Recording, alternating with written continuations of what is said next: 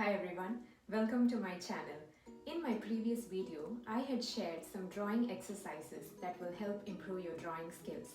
In this video, I'm going to share some shading techniques that will help improve your shading. Shading is really important in a drawing because it adds perspective to your drawing. Shading, when executed correctly, can make your drawing look three-dimensional and create a realistic image. Let's get started. The first shading technique that I'm going to show you is blending. Blending is a technique of intermingling two or more values to create a smooth transition.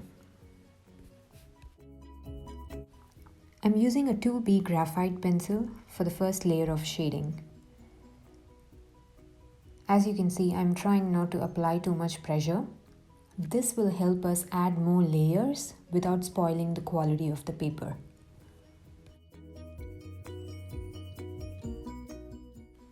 As you're shading, focus on the lighting and the shadows. That helps you create a three-dimensional effect to your drawing. I'm mostly using a circular motion to shade, and I'm actually shading much slower than this. I have increased the pace of the video to shorten the length.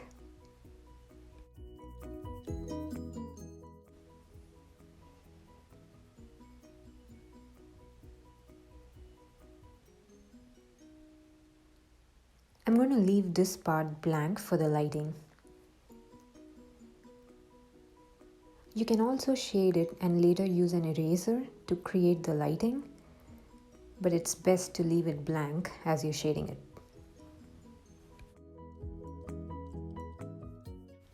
I have now switched over to a 4B graphite pencil to create the gradation in tone.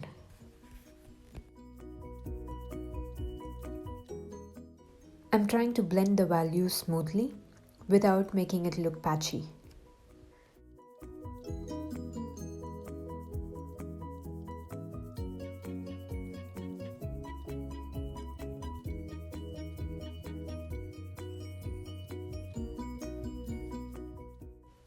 Apply even pressure and make a gradual transition from the darker to the lighter shade for a smooth finish. Creating darker shades does not mean applying more pressure on paper. You can go over your base layer multiple times to produce the desired effect.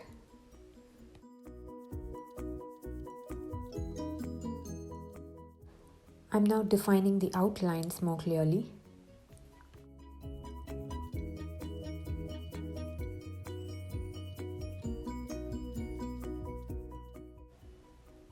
I'm now using an 8B pencil for the darkest areas. These dark and light patterns create an illusion of depth on paper. It is the details in shading that brings an object to life.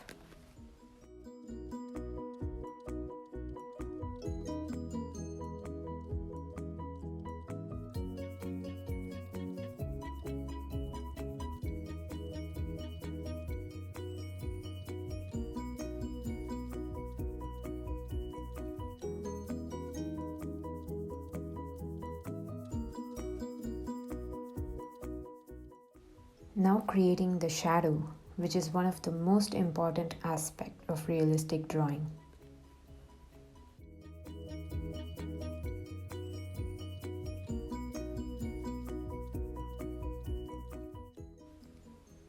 Use darker shades as you get closer to the object and lighter shades away from the object.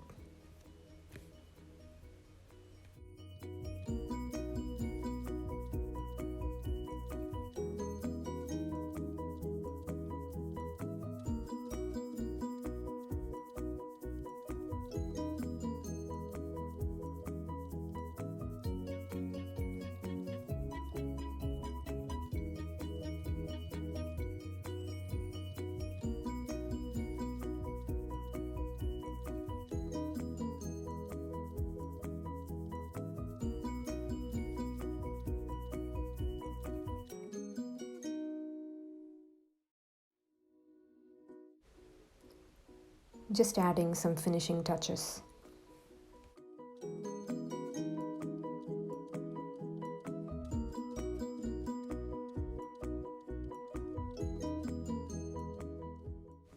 Now this blending is good enough. However, if you want a smoother finish, you can use a tissue paper or cotton buds to produce the desired effect.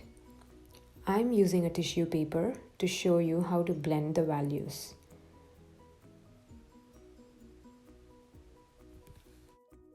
Usually I don't blend it to this extent.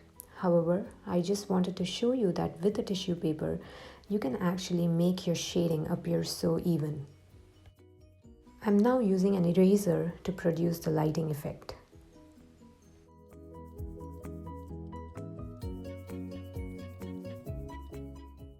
You can also go over your shading once again after blending with a tissue paper if you'd like to define those darker shades more clearly.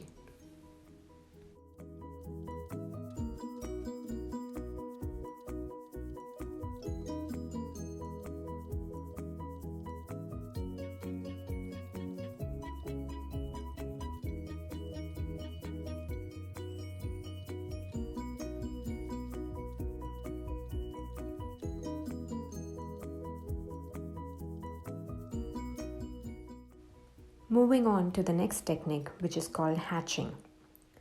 This technique is very quick and easy to use. In this technique, you are drawing closely spaced parallel lines to produce the shading effect.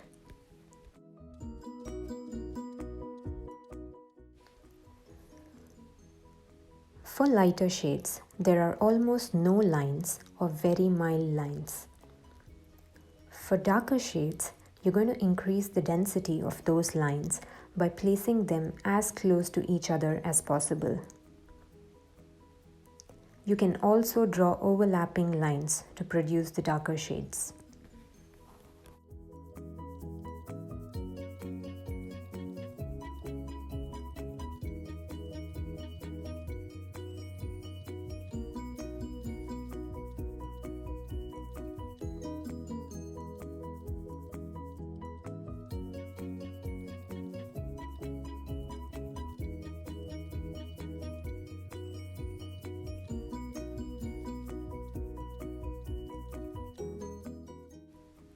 As you're shading, please also pay attention to the outlines to make sure you stay within the lines while you're shading.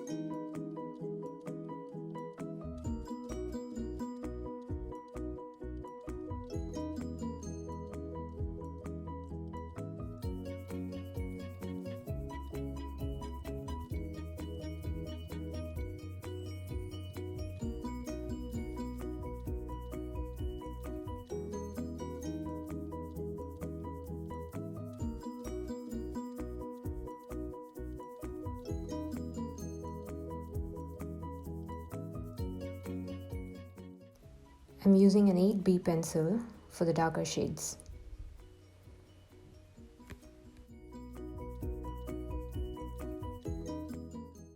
Now drawing the shadow using the same hatching technique.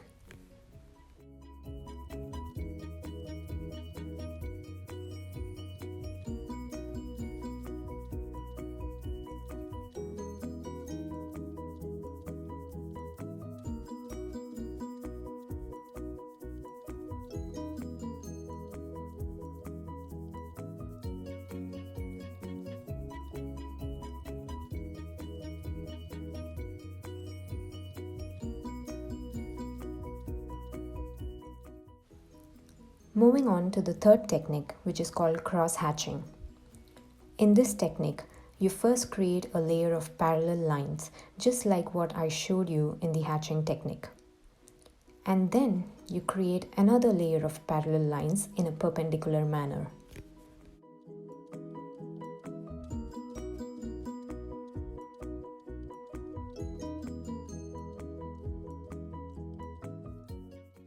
This shading technique produces the quickest results because, as you probably noticed, it can create the darker values faster than any other technique.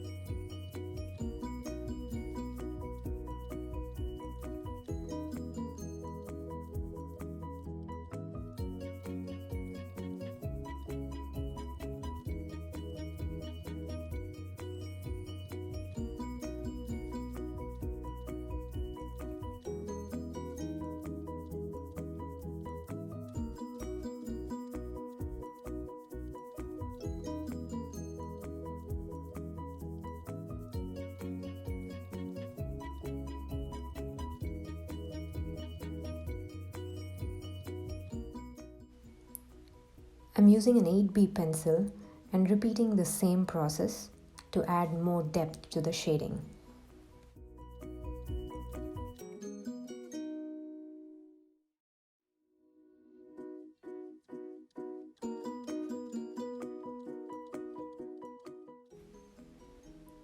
Drawing the shadow now using the cross-hatching technique.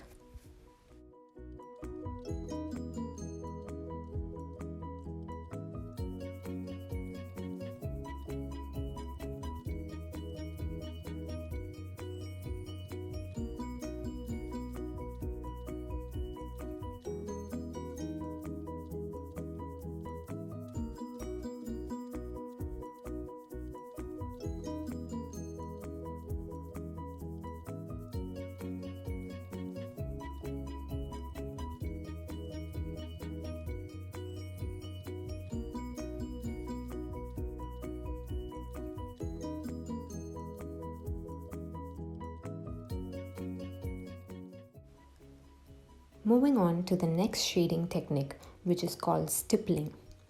Stippling is the process of drawing numerous dots to create a pattern. You would have noticed that such patterns occur in nature, for example in fruits or even on human skin, and stippling is a great technique to replicate the pattern.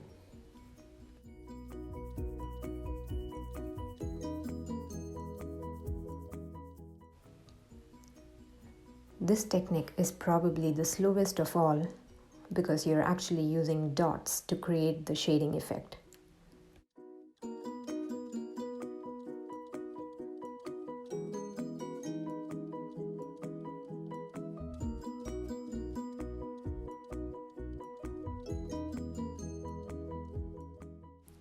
For lighter areas, use lesser number of dots, and for darker areas, increase the density of your dots.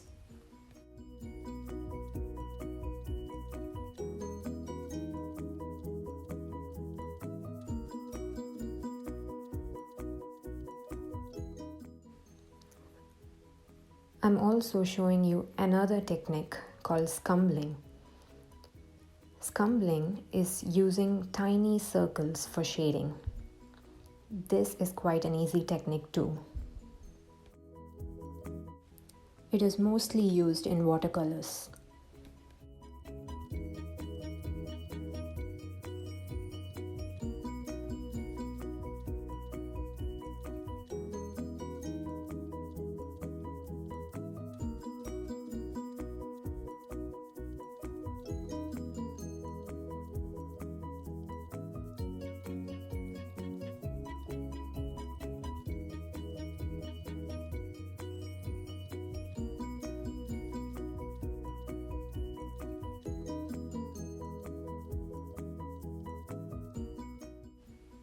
Just repeating the same technique using 8B.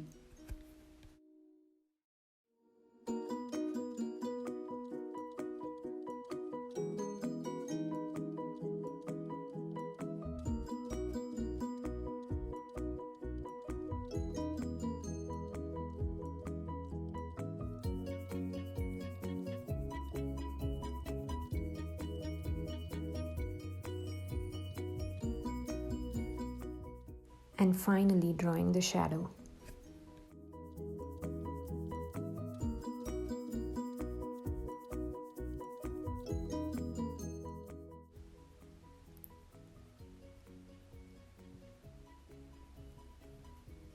Hope you found these shading techniques useful. Start looking for these patterns in objects or other drawings. And most importantly, practice shading regularly. Thank you for watching my video.